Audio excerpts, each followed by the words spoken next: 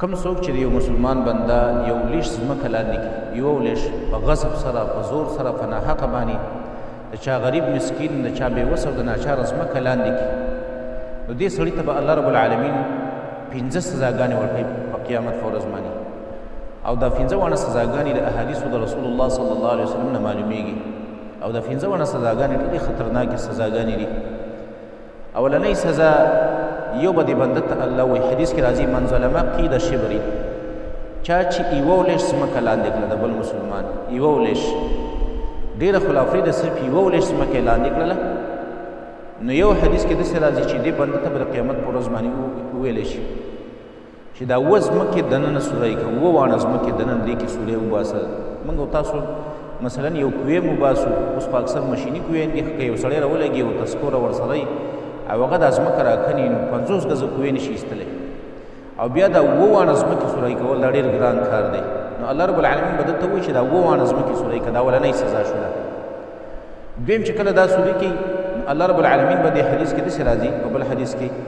چې دی بنده ته به الله ووایي چې دا اووه واړه ځمکې د دې دا خاوره اوس په شا کړه او دا په دې میدان د محشر کې ګرځوه، او د هغه پورې ګرځوه تر څو پورې چې د حساب کتاب نه خلک فارغ شوی نه. د قیامت ورځ ډېره 50,000 کاله اوږده ورځ ده، دی په دې خپلو اوږو باندې ګرځوه. او دریم الله رب العالمین به طوقه من سبع ارضین، دا اووه واړه ځمکې به ورته الله رب العالمین د امیل په شکل باندې ورواړتی دې غاړې ته،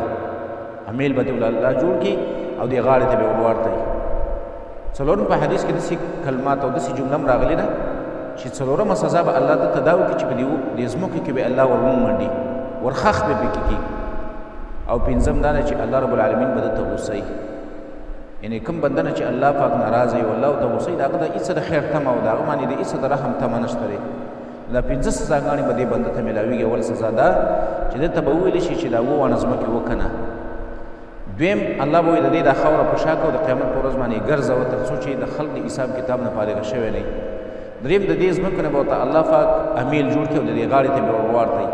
څلورم په دې ځمکې کې به الله ورخخ کړي، او پنځم به د ده نه الله پاک الله سره به دا په داسې حالت کې مخامخ شي چې الله به د ده نه ناراض وي او الله به په ده باندې غوسه وي.